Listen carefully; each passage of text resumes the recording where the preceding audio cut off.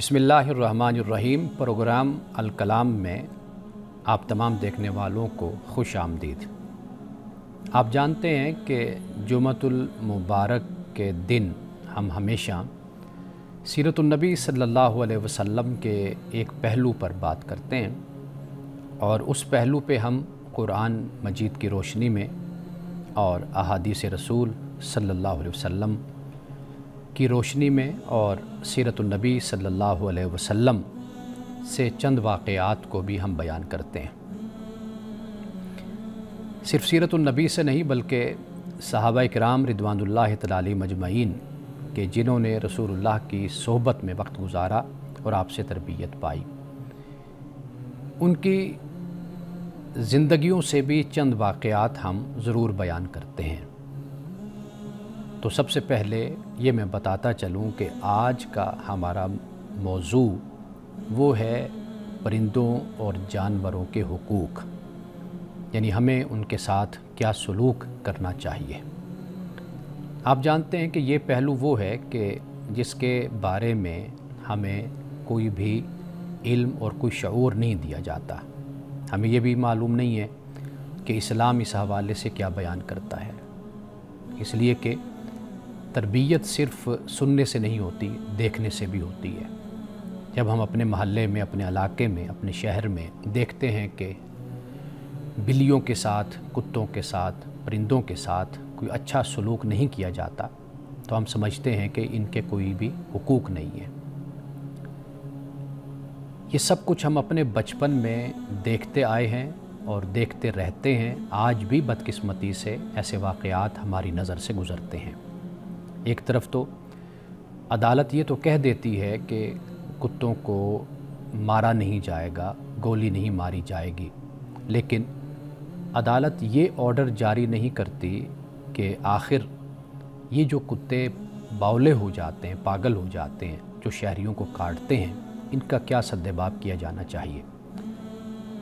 मेरी मुराद ये है कि एक पूरा नज़्म, एक निज़ाम ऐसा वजूद में लाया जाए कि ये नौबत ही ना आए कि हुकूमत की तरफ से, म्यूनसिपल कमेटी की तरफ से या लोगों की तरफ से कुत्तों को मारा जाए, इसलिए कि जब कुत्ते बावले होते हैं तो वो शहरियों को काटते हैं। शहरियों को काटने पर फिर जो मसाइल पैदा होते हैं वो फिर हम ख़बरों की सूरत में पढ़ते हैं कि किस तरह नौजवान या बच्चे वो भी बावले कुत्ते के काटने की वजह से पागल होते हैं और उनकी जो मौत होती है वो बहुत ही दर्दनाक होती है कि इंसान देख नहीं सकता कि किस तरह वो इंसान तड़प रहा होता है। तो ये कुछ मसाइल हमारे यहाँ हैं कि जिनको हमने पहले दिन से ही कभी एड्रेस नहीं किया। ये ज़िम्मेदारी जहाँ सरकार की है, हुकूमत की है, वहाँ पर ये ज़िम्मेदारी शहरियों की भी है कि वो जानवरों का भी ख्याल रखें, परिंदों का भी ख्याल रखें। मैंने एक प्रोग्राम में ये बात कही थी कि हमारे यहाँ इस वक्त ये सूरत हाल है कि कव्वे आपको काएँ काएँ करते हुए मिलेंगे, उनकी आवाज़ें आएंगी। मैं 2 दिन पहले रिकॉर्डिंग करवा रहा था अपने इदारे के सहन में बैठकर, बाग़ में बैठकर, बागीचे में। तो रिकॉर्डिंग के दौरान हमारे आसपास सिवाय कव्वों की आवाज़ों के किसी और परिंदे की आवाज़ नहीं थी। तो हम सिर्फ़ अब कव्वों की आवाज़ें सुनते हैं, कबूतरों की और इसी तरह चिड़ियाओं की और इसी तरह दीगर जो परिंदे खूबसूरत होते थे, कभी हम देखा करते थे, वो अब हमें नज़र नहीं आते। वजह क्या है? वजह यही है कि हमारे अंदर इसका शऊर ही नहीं है। फितरती हुस्न से हम कभी भी फैज़याब होना ही नहीं चाहते। हम ये समझते ही नहीं हैं कि ये भी कोई हुस्न, कोई जमाल, कोई खूबसूरती है जो इस कायनात में मौजूद है। यानी हमारी हिस्से जमाल जिसे कहा जाता है, एस्थेटिक सेंस ही मर चुकी है। लेकिन अब आप देखिए कि कुरान मजीद और रसूलुल्लाह सल्लल्लाहु अलैहि वसल्लम ने किस तरह परिंदों के भी हुकूक को बयान किया और उनकी एक हैसियत है। यानी अगर आप मुझे इजाज़त दें तो मैं ये कहूँगा कि इनकी भी एक शख्सियत है, पर्सनैलिटी है इनकी, कि जिसकी हमें तरबियत देने का और उनके साथ अच्छा सलूक करने का हुक्म दिया गया। आइए, कुरान मजीद ये कहता है, सूरतुल अनाम है, वमा मिन दाब्बतिन फिल अर्दी, कि ज़मीन पर चलने वाला कोई जानवर ولا طائر یطیر بجناحیہ، اور اپنے پروں سے اڑنے والا کوئی پرندہ ایسا نہیں ہے کہ الا امم امثالکم، جو تمہاری طرح کا گروہ نہ ہو، تمہاری طرح کی امتیں نہ ہوں۔ یہ آیت ہمیں بتاتی ہے کہ جیسے انسانوں کے گروہ ہیں، امتیں ہیں، جماعتیں ہیں، اسی طرح اللہ پاک فرماتا ہے کہ یہ جو جانور ہیں، چوپائے ہیں اور جو پرندے ہیں، یہ بھی اسی طرح امت ہیں۔ آپ خود اندازہ کیجئے کہ انسانوں سے یہ بات کہی جا رہی ہے، تو گویا کہ انسانوں کو اس میں یہ میسیج، یہ پیغام دیا جا رہا ہے کہ جیسے تمہیں زمین پر جینے کا حق ہے، جیسے پانی پینے کا تمہیں حق ہے، جیسے خوراک کا تمہیں حق ہے، یہاں پر امن کے ساتھ، سلامتی کے ساتھ چلنے پھرنے کا تمہیں حق ہے، اسی طرح یہ جو اللہ کی دوسری مخلوق ہے، یہ بھی تمہاری طرح کی امت ہے، تمہاری طرح کی جماعت ہے۔ جیسے تم زمین پر چلتے پھرتے ہو، آزاد فضاؤں میں سانس لینا چاہتے ہو، اسی طرح ان کو بھی لینے دو۔ تو یہاں پر یہ بات ہمیں معلوم ہو جاتی ہے۔ اب دیکھیے قرآن پاک نے ان اللہ یامر بالعدل والاحسان فرمایا سورۃ النحل میں، آیت نمبر 90، فرمایا اللہ حکم دیتا ہے عدل اور احسان کا۔ اب یہ عمومی بات کہی جا رہی ہے، گویا کہ آپ ایک معاشرے میں رہتے ہیں، ایک سماج میں رہتے ہیں، جس طرح انسان وہاں پر رہتے ہیں، اسی طرح دیگر مخلوق بھی رہ رہی ہے، تو لہٰذا ان کے ساتھ بھی عدل کا معاملہ کرو اور ان کے ساتھ بھی احسان کا معاملہ کرو۔ یہاں سے یہ بات معلوم ہو جاتی ہے، ان اللہ یامر بالعدل والاحسان، عدل اور احسان کا اللہ تعالیٰ تمہیں حکم دیتا ہے کہ تم عدل اور احسان سے کام لیا کرو۔ اور اسی طرح فرمایا وَلَنْعَامَ خَلَقَهَا، کہ یہ جو ہے اللہ سبحانہ و تعالیٰ نے ان جانور جو ہیں، یہ چوپائے، ان کو خدمت کے لیے اللہ نے پیدا کیا ہے، یعنی یہ تمہاری خدمت کے لیے۔ تو واضح بات ہے کہ خدمت ایسے تو نہیں ہوتی، جو آپ کی خدمت کر رہا ہے تو اس کے حقوق بھی ہوتے ہیں، آپ نے اس کو اس کا حق بھی دینا ہے۔ مثال کے طور پر آپ کا ڈرائیور ہے، ایک انسان ہے، وہ آپ کی خدمت کر رہا ہے، ڈیوٹی دے رہا ہے، تو اس کے آپ پر حقوق بھی ہیں، وہ آپ کے حسن سلوک کا حقدار بھی ہے۔ اسی طرح اس زمانے میں کہ جب لوگ پہاڑی زندگی گزارتے تھے، ریگستانی زندگی گزارتے تھے، جب لوگ دیہی زندگی گزارتے تھے، تو وہاں پر یہی خچر، گھوڑا، اونٹ، یہ بطور سواری کے استعمال ہوتے تھے، تو لہٰذا یہ بھی اللہ نے کہا کہ یہ ان کا بھی حق ہے تم پر۔ اب آئیے رسول اللہ صلی اللہ علیہ وسلم کی احادیث کی طرف۔ جانوروں پر ظلم کرنا یہ عذاب کا باعث بنتا ہے خدا کی طرف سے، یعنی خدا کی ناراضگی کا باعث بنتا ہے۔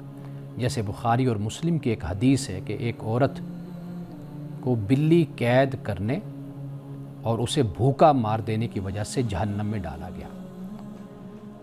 رسول اللہ نے جب یہ بات بیان فرمائی، یعنی گناہ کی شدت پر نظر ہونی چاہیے۔ ہمارا ایک مسئلہ یہ ہے کہ ہم irrelevant جو مسئلہ ہوتا ہے، ہم اس کی طرف زیادہ توجہ کرتے ہیں، اور جو ریلیونٹ بات ہوتی ہے ہم اس کی طرف نہیں آتے۔ اب یہ مسئلہ یہاں پر جو ریلیونٹ ہے ہماری زندگیوں سے متعلق، وہ مسئلہ یہ ہے کہ رسول اللہ نے بیان فرمایا کہ بلی کو قید کیا اس نے، اور پھر اس کو بھوکا بھی مارا، قید بھی کر دیا اور بھوکا بھی مارا، تو فرمایا کہ یہ عمل اس کو جہنم میں لے گیا۔ گویا کہ ہمیں یہ سبق دیا گیا کہ تم جانوروں کے ساتھ کبھی بھی برا سلوک مت کرو، ورنہ اللہ سبحانہ و تعالیٰ اس تمہارے فعل سے، جو ایک مکروہ اور ناجائز فعل ہے، ظلم پر مبنی فعل ہے، اللہ سبحانہ و تعالیٰ کل قیامت کے دن اس کی وجہ سے بھی تمہیں سزا دے سکتا ہے۔ یہ باعث سزا ہے، موجب سزا ہے یہ، تو لہٰذا اس سے اپنے آپ کو بچاؤ۔ یعنی اگر اس کی اہمیت نہ ہوتی، بلی کو مار دینا، کتے کو مار دینا، کسی پرندے کو مار دینا، ایسے خام خواہ اس کی جان لے لینا، اگر یہ غیر اہم بات ہوتی تو رسول اللہ اس طریقے سے بیان نہ کرتے۔ تو بیان کرنا واضح کر رہا ہے کہ جانوروں پر ظلم اور ان کے ساتھ زیادتی نہیں کرنی چاہیے۔ سوال پھر پیدا ہوگا کہ حلال جانور ہے، ہم اس کو ذبح بھی کرتے ہیں، ہم کھاتے ہیں، تو لیکن اس سوال کا جواب میں آگے جا کر آپ کو دیتا ہوں۔ فرمایا کہ جانوروں کی پیاس بجھانے پر رسول اللہ نے جنت کی خوشخبری دی۔ یہ حدیث میں ایک موقع پر بیان کر چکا کہ ایک شخص نے پیاسے کتے کو پانی پلایا تو رسول اللہ نے فرمایا کہ اللہ نے اسے اس عمل پر بخش دیا، یعنی اس نے خود پانی پیا تھا اور خود پانی پینے کے بعد اس نے دیکھا کتا کیچڑ چاٹ رہا ہے تو اس نے اپنے جوتوں کو پکڑا، یعنی ایک اپنے پیر کو لیا اور کنویں میں گیا، پانی بھرا، پھر واپس آیا اور کتے کو پلایا، اللہ نے اس کو بخش دیا۔ تو صحابہ نے پوچھا کیا جانوروں کے لیے بھی اجر ہے؟ آپ نے فرمایا کہ ہر جاندار کے ساتھ بھلائی میں اجر ہے، یعنی جس جانور کے ساتھ تم نیکی کرو گے اللہ اس پر تمہیں اجر عطا کرے گا۔ یہیں سے اپنی گفتگو کو ایک وقفے کے بعد جاری رکھتے ہیں۔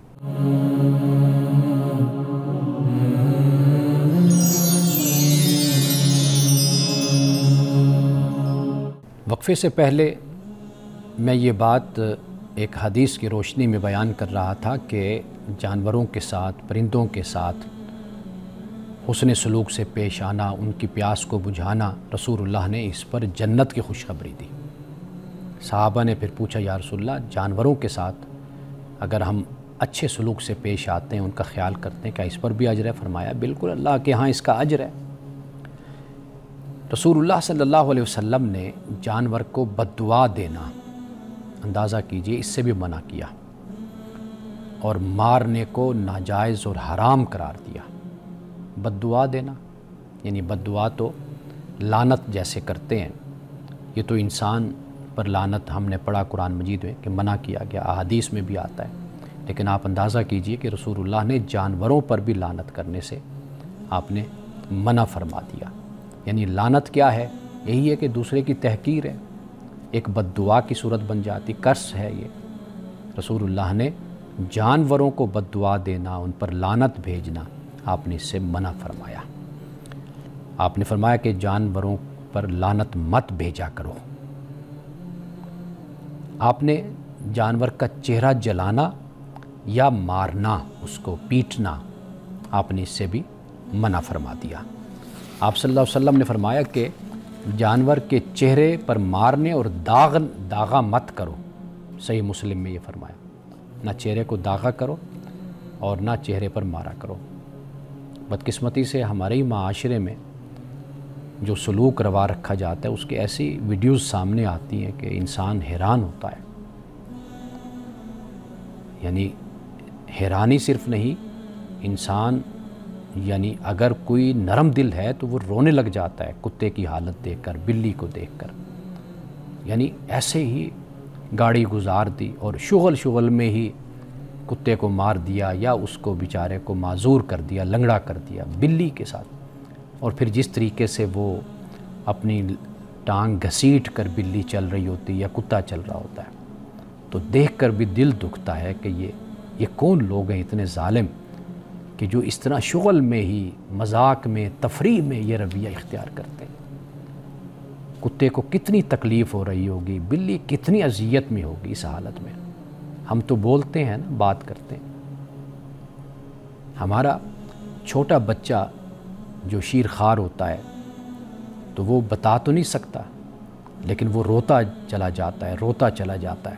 ماں باپ کتنے بے چین ہو جاتے ہیں کہ اس کے ایک ایک چیز کو دیکھتے ہیں کہ اس کو کہیں کان کا درد ہے یا کوئی سانس کا مسئلہ ہے یا پیٹ میں درد ہے یا کوئی خدا نہ خواستہ اس کا بازو یا ٹانگ، اس پر کوئی بوجھ تو نہیں آ گیا کہ جس کی وجہ سے اس کو تکلیف ہو رہی ہے، کوئی ہم سے غلطی تو نہیں ہوگی۔ ماں باپ کیسے بے چین ہو جاتے ہیں۔ اللہ سبحانہ و تعالیٰ نے یہ فرمایا ہے کہ رحمت کے 100 حصے ہیں، ان 100 حصے میں سے ایک حصہ فرمایا کہ میں نے جو اس کائنات میں جتنی مخلوق رہتی ہے اپنی رحمت کا، محبت اور شفقت کا ایک حصہ میں نے اس ساری کائنات میں بانٹا ہے۔ یعنی ماؤں میں جو محبت ہے، جو باپوں میں محبت ہے، جو رشتہ داروں میں محبت ہے، یہ ساری محبتیں اس ایک حصہ کا جلوہ ہے، اس کا اظہار ہے۔ تو وہ رب کے جو 99% جس کے پاس محبت اور رحمت ہے تو وہ اپنی اس مخلوق کی اس بے چینی پر اور اس طرح اضطراب پر اور درد پر وہ رب کتنا ناراض ہوتا ہوگا کہ یہ انسان اس طریقے سے میری مخلوق کو ستاتے ہیں، تنگ کرتے ہیں۔ یہی صورتحال پرندوں کے ساتھ بھی کی جاتی ہے۔ تو جس میں روح ہے اس کو تکلیف ہوتی ہے، اس کو اذیت ہوتی ہے۔ ہم یہ سمجھتے ہیں کہ یہ صرف ہمارے شغل کے لیے پیدا کیے گئے، اس میں کوئی شک نہیں کہ وہ ہمارے لیے مسخر ہیں، ہم ان کو کھا سکتے ہیں، حلال جانوروں کو، لیکن وہ کیسے ان کو ہم نے ان کے ساتھ معاملہ کرنا ہے وہ پھر رسول اللہ نے اس کے بارے میں ہمیں آگاہ کیا ہے، ہمیں بتایا ہے۔ اب آئیے آگے دیکھیے کہ جانوروں کے اب جو ہم نے بیان کیے ہیں ذرا ایک نظر ڈال لیتے ہیں، یعنی بنیادی حقوق 5 جو رسول اللہ نے اب تک ہم نے پڑھے بیان فرمائے، یہ سیاہ ستہ میں یہ تمام تقریباً کتب میں یہ موجود ہے۔ فرمایا کہ بھوکا نہ رکھو، پیاسا نہ رکھو، زیادہ وزن ان پر نہ ڈالا کرو جیسے خچر اور گھوڑے پہ ڈالا جاتا ہے، چہرے پر نہ مارو، اور فرمایا کہ انہیں کھیل تماشے کے لیے تو مت باندھا کرو۔ اب آئیے سیرت رسول سے چند واقعات میں آپ کے سامنے رکھتا ہوں۔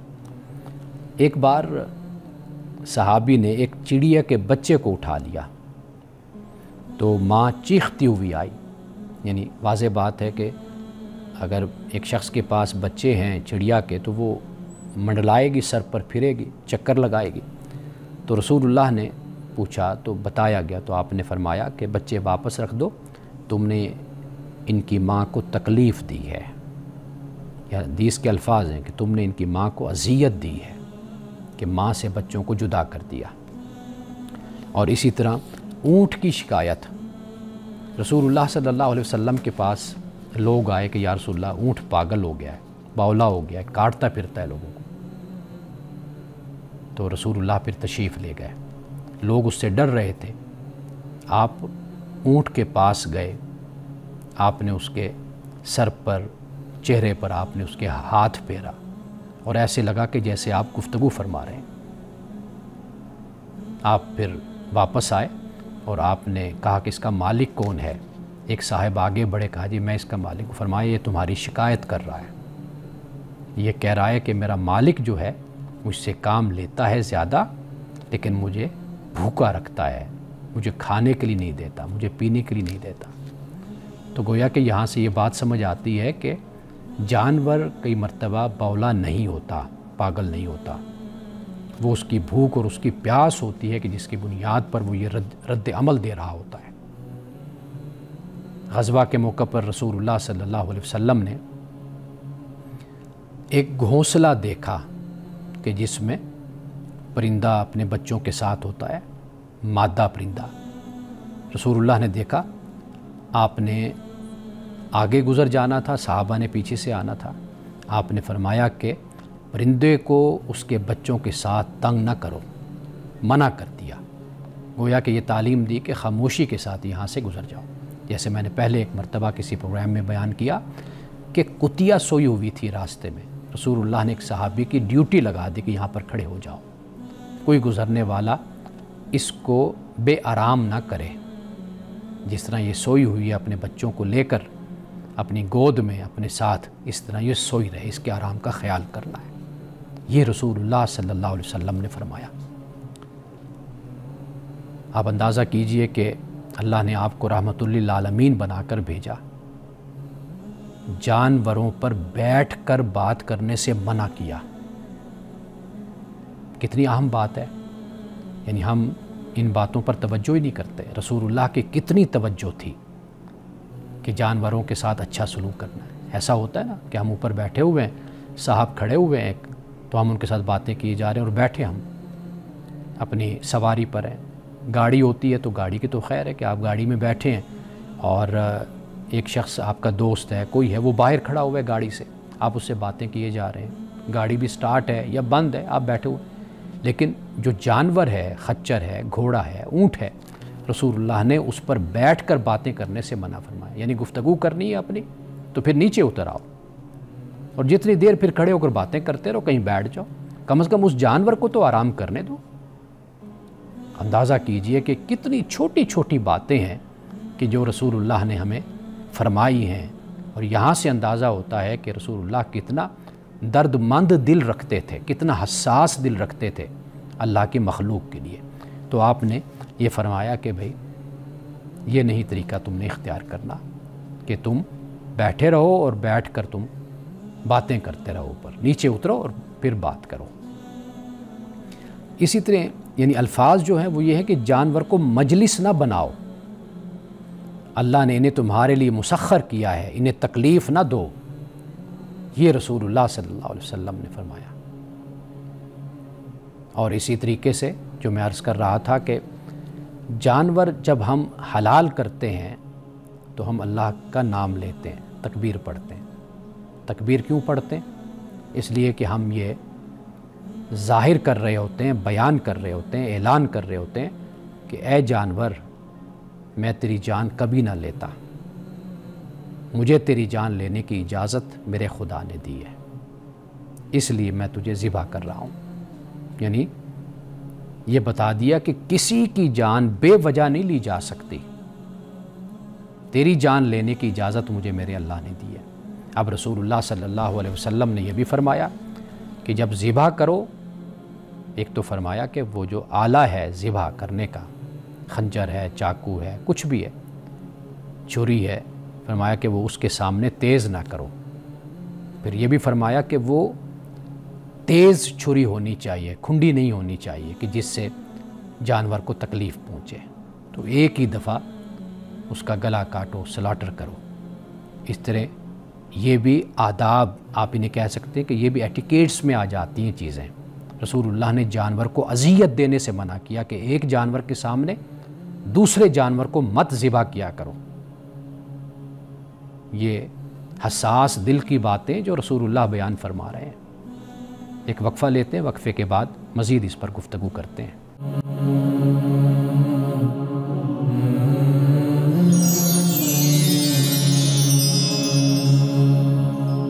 وقفے کے بعد دوبارہ آپ کی خدمت میں حاضر ہیں۔ آئیے، رسول اللہ نے اپنی جماعت کی، صحابہ کی جو تربیت فرمائی، اب صحابہ کس طرح جانوروں کا خیال کرتے تھے، پرندوں کا خیال کرتے تھے۔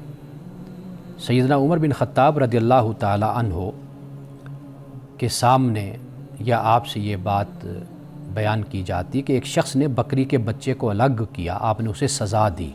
اس شخص کو سزا سے مراد یہی ہے کہ آپ سزا کے طور پر درے لگا دیا کرتے تھے، تو آپ نے فرمایا کہ ماں کے سامنے بچے کو چھیننا ظلم ہے، یعنی بکری ہے، اس کے ساتھ اس کا بچہ ہے، تو فرمایا کہ ماں کے سامنے بچے کو چھیننا یہ ظلم ہے۔ آپ نے اس شخص کو سزا دی، اور آپ نے بازار میں جانوروں پر زیادہ وزن لادنے سے روک دیا، یعنی باقاعدہ یہ قانون بنا دیا کہ کوئی بھی بازار میں، آپ دیکھیے ہمارے ہاں اس طرح ہوتا ہے آج بھی، ایک گدھا ہے، اس کے پیچھے ریڑھا لگا ہوا ہے، اس ریڑھے پر آپ دیکھیے کہ اتنا زیادہ سامان لاد دیا جاتا ہے کہ کئی دفعہ حادثہ واقع اس طرح ہو جاتا ہے کہ وہ سامان بجلی کی تاروں سے ٹکرا جاتا ہے۔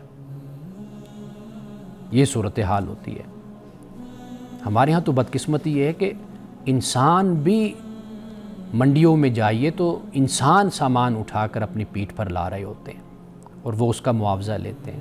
اس دور میں کہ جب دنیا میں روبوٹ سسٹم آ گیا، دنیا میں الیکٹریکل سسٹم آ گیا، لیکن اس دور میں ہمارے ہاں ہماری منڈیوں کی یہ صورتحال ہے کہ انسان، اور وہ بھی بوڑھے، وہ بیچارے کام کرتے ہوئے نظر آتے ہیں۔ تو جانوروں پر بھی رحم کھانا چاہیے اور انسانوں پر بھی رحم کھانا چاہیے۔ من لم یرحم صغیرنا ولم یوقر کبیرنا لیس منا، جو چھوٹوں پر رحم نہیں کرتا اور بڑوں کی عزت نہیں کرتا، رسول اللہ نے فرمایا کہ وہ ہم میں سے نہیں ہے۔ ہم میں سے نہیں ہے سے مراد یعنی وہ ہمارے طریقے پر، ہماری سنت پر نہیں ہے، ہمارا یہ طریقہ ہی نہیں ہے، نہ سنت ہے ہماری۔ ہم اس بات کی تعلیم دیتے ہیں کہ چھوٹوں پر رحم کرو اور بڑوں کے ساتھ عزت اور احترام سے پیش آؤ۔ حضرت عبداللہ ابن عمر رضی اللہ تعالی عنہ کھیل کے لیے پرندے باندھ کر تیر اندازی کرنے سے منع فرمایا سختی کے ساتھ، اور آپ جو بیوپاری ہوتے تھے جانوروں کے، انہیں آپ فرماتے تھے کہ جانوروں کے ساتھ نرمی کرو، یہ بھی اللہ کی مخلوق ہے۔ ابو دردہ صحابی ہیں اور بڑے کمال کے صحابی ہیں۔ اپنے گھوڑے سے آپ یہ فرمایا کرتے تھے سفر کرنے کے بعد یعنی یہ بھی ایک شکر کا انداز ہے نا. گھوڑے سے بات کرتے تھے, تم تھکے ہو میں تمہیں آرام دوں گا. کیوں آرام دوں گا؟ اس لیے کہ قیامت کے دن تمہارے متعلق مجھ سے سوال ہوگا, حساب ہوگا میرا, مجھ سے پوچھا جائے گا. ابو درداء تمہاری سواری کے لیے گھوڑا تھا اور تم اس سے بے پناہ کام لیا کرتے تھے, اس پر زیادتی کرتے تھے, ظلم کرتے تھے. میں اس لیے تمہیں اللہ کے ڈر سے میں تمہیں آرام کرواتا ہوں. تم تھک جاتے ہو کہ کل قیامت کے دن میں خدا کی بارگاہ میں تمہاری وجہ سے سرخرو ہو سکوں. اندازہ کیجئے کہ یہ حساسیت کا عالم ہے. رسول اللہ صلی اللہ علیہ وسلم کی تربیت کا یہ عالم ہے کہ رسول اللہ نے یہ اپنے صحابہ کی یہ تربیت آپ نے فرمائی تھی. اب دیکھیے کہ جب ہم اسلامی قانون کی بات کرتے ہیں, اب اس اسلامی قانون کو اگر ہم دیکھیں تو اس میں بڑی بنیادی باتیں, آپ یوں کہہ لیجئے کہ ریاست اور ایک مسلم معاشرہ, اسلامی معاشرہ اس طرح کا ہوتا ہے, وہاں پر یہ قوانین عملی طور پر نافذ ہوتے ہیں, نظر آتے ہیں. وہ کیا ہے؟ ایک تو جانوروں کو بھوکا اور پیاسا رکھنا. اگر گورنمنٹ سرکار چاہے تو اس پر سزا متعین کر سکتی ہے, جرمانہ متعین کر سکتی ہے. جانور کو بھوکا اور پیاسا نہیں رکھا جا سکتا. کیوں؟ اس لیے کہ یہ تعذیب کے حکم میں آتے ہیں, سزا دینا, عذاب دینا, تکلیف دینے کے حکم میں آتا ہے.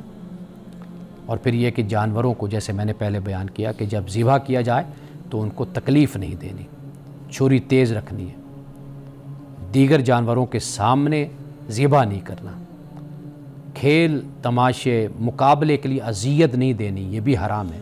لیکن آپ دیکھیے کہ ہمارے ہاں یہ سب کچھ ہوتا ہے. اور یعنی کتے کی لڑائی ہے, مرغوں کی لڑائی ہے, اور پھر اس کے علاوہ دیگر جانوروں کی آپس میں لڑائی کروائی جاتی ہے. تو یہ ناجائز ہے, ناپسندیدہ ہے. ہاں, کتے کو شکار کے لیے اس کو, جسے ہم کہتے ہیں تربیت دینا, اس کی اجازت ہے, یہ کیا جا سکتا ہے. اب اس کے بعد دیکھیے یہ مزید چند باتیں اگر آج کے دور کے حساب سے ہم دیکھیں تو جن کا خیال رکھنا ضروری ہے. یعنی آپ یہ دیکھیے کہ کھیتوں میں زہریلے سپرے کیے جاتے ہیں, اس سے کیا ہوتا ہے؟ پرندے مرتے ہیں. یہ بھی ناجائز ہے اور خلاف قانون ہے. اور پھر یہ ہوتا ہے کہ فیکٹری فارمنگ جو ہوتی ہے اس میں بھیڑ, بکری, مرغیوں پر ظلم کیا جاتا ہے. پالتو جانور رکھ کر ان کو صحیح طریقے سے خوراک نہیں دی جاتی. بازار میں مرغیوں کو گرم پنجرے میں بند رکھنا, یعنی ان کے لیے کوئی ٹھنڈی ہوا کا ایسا انتظام نہیں ہوتا. اب دیکھیے, آپ کسی پنجرے کو دیکھیے, جب وہ مرغیاں جا رہی ہوتی ہیں کسی دکان پر یا کسی جگہ پر, ان کو کس طریقے سے انہوں نے ایک پنجرے میں ڈالا ہوتا ہے. اور قربانی کے جانوروں کو دھوپ میں باندھ دینا, یہ بھی زیادتی. ویسے بھی جانور کو دھوپ میں نہیں باندھنا چاہیے گرمیوں میں, تو اس بات کا بھی خیال رکھا جانا چاہیے. اب جو اسلامی سوسائٹی جس کو ہم کہتے ہیں, تو چند اقدامات میں یہاں پر اس کے بیان کر دیتا ہوں. ایک تو یہ ہے کہ خوراک یہ لازمی ہے جانوروں کے لیے, اور پھر اینیمل رائٹس ایکٹ جو ہے اس کا بھی ہونا ضروری ہے.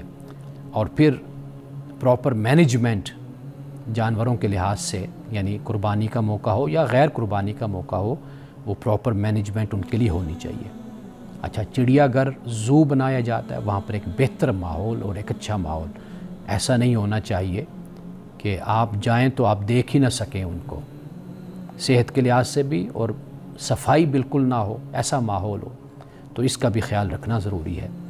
اور پھر یہ ہے کہ جانوروں کو لانا لے جانا, اس کا بہتر انتظام کیا جانا چاہیے. اور پھر خاص طور پر جہاں سے ہم نے بات شروع کی تھی, وہ بات یہ تھی کہ سڑکوں پر جو ہمیں نظر آتے ہیں جانور, تو ان کے بارے میں بھی کوئی ایسا نظام ہونا چاہیے کہ جو ان کے حقوق کا خیال جس کے مطابق رکھا جائے, ان سے حسن سلوک سے پیش آیا جائے. یہ جو کچھ بھی میں نے آج کی دنیا کے لحاظ سے بیان کیا ہے ناظرین کرام, یہ سب کچھ میں پہلے آپ کو بیان کر چکا ہوں, قرآن کی روشنی میں, حدیث کی روشنی میں, سیرت کی روشنی میں, اور صحابہ کی کہ جو آثار ہیں اور صحابہ کا جو کردار ہے اور ان کا جو رویہ ہے وہ اس کی روشنی میں بیان کر چکا ہوں۔ تو لہٰذا اگر آج کوئی قانون بنتا ہے یا بن چکا ہے یا مہذب دنیا میں موجود ہے، وہ کوئی خلاف اسلام نہیں ہے، بس یہ ہے کہ عوام کو شعور دینے کی ضرورت ہے کہ ہمارا دین ہمیں یہ سبق دیتا ہے۔ یہاں پہ ہم آج اس موضوع پہ اپنی گفتگو کو ختم کرتے ہیں، تو وقفے کے بعد ہم ایک کتاب پر معمول کے مطابق بات کرتے ہیں، تو ایک نئی کتاب پہ آج ہم بات کریں گے۔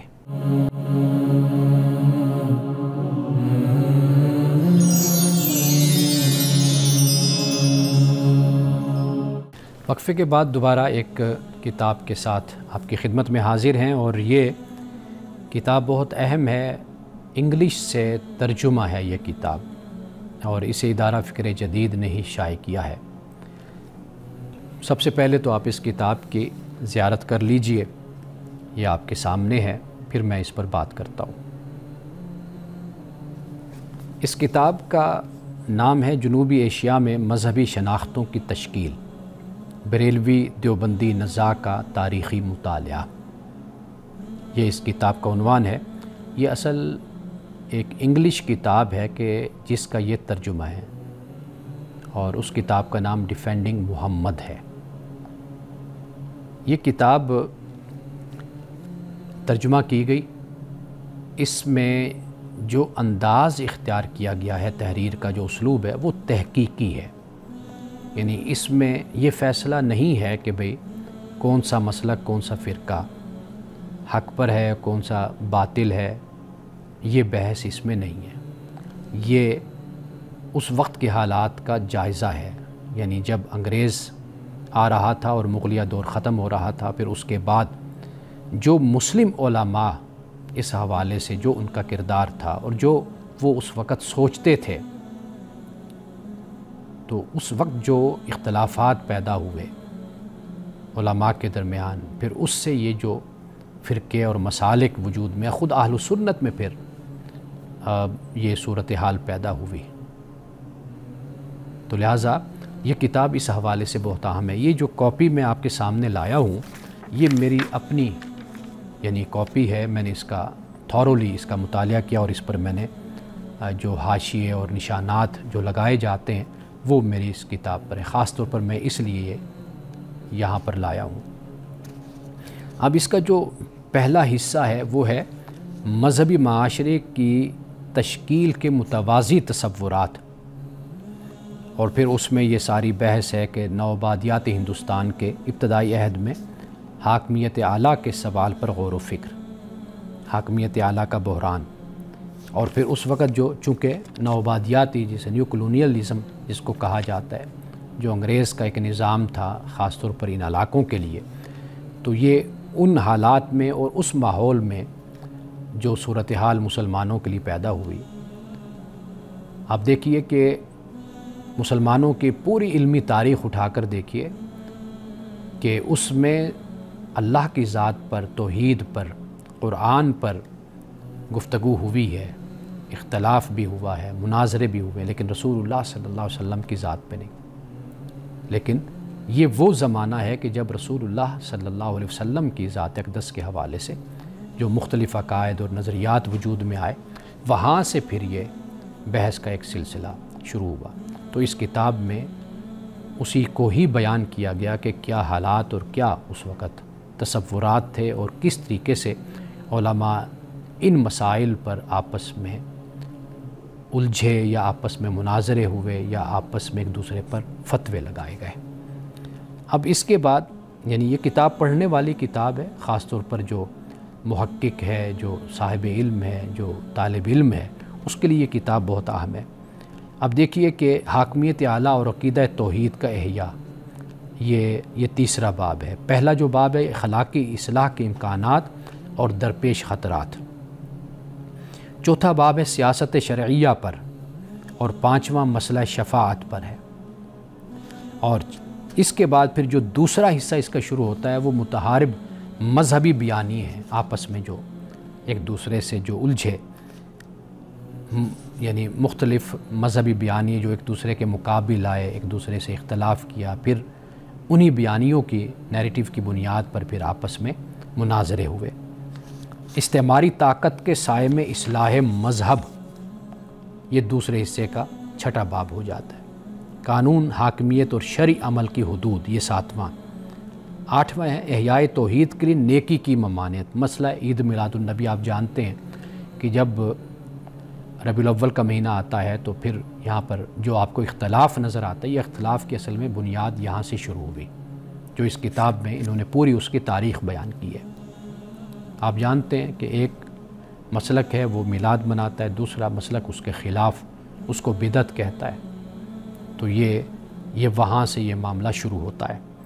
اور اسی طریقے سے مذہبی اصلاح کے دیوبندی تصور پر بریلوی علماء کی تنقید، یہ 9واں باب ہو جاتا ہے۔ 10ویں میں دیوبندی بریلوی مشترکات کو بیان کیا گیا، اور 11ویں باب میں نبی صلی اللہ علیہ وسلم اور علم غیب۔ آپ جانتے ہیں علم غیب پر بھی ہمارے ہاں بہت مناظرے ہوئے اور بہت بحث کی گئی۔ دیوبند علماء کی کتابیں ہیں ان میں بھی، اور پھر اسی طرح مقابلے میں بریلوی ہیں ان کی کتابوں میں بھی، اور بڑے بڑے جید علماء نے ان موضوعات پر بحثیں کی ہیں۔ امکان کذب کا مسئلہ یا امکان نظیر کا مسئلہ ہے یہ بھی۔ اور آخری جو ہے دیوبندی فکر کے داخلی تنازعات، یہ آخری باب ہے، اور یہ اس میں اور یعنی کیونکہ صرف یہ نہیں کہ دیوبند علماء کے درمیان اندرونی داخلی اختلافات، بلکہ ہر مسلک میں، ہر فرقے میں پھر آپ کو اسی طریقے سے اختلافات نظر آتے ہیں کہ ایک تو اختلاف وہ ہے جو بین المسالک ہے، ایک اختلاف وہ ہے کہ جو خود مسلک کے اندر کے جو علماء ہیں اسی مسلک کے، ان کے درمیان بھی اختلافات ہیں۔ خیر یہ ایک لمبی بحث ہے اور ایک بڑا طویل موضوع ہے۔ تو یہ کتاب ہے کہ جو خاص طور پر اہل علم کے لیے میں تجویز کرتا ہوں کہ وہ اس کتاب سے ضرور استفادہ کریں۔ انہی الفاظ کے ساتھ آج کے پروگرام سے میں آپ سے اجازت چاہوں گا۔ انشاءاللہ آئندہ پروگرام میں آپ سے دوبارہ ملاقات ہوگی۔ السلام علیکم ورحمۃ اللہ وبرکاتہ۔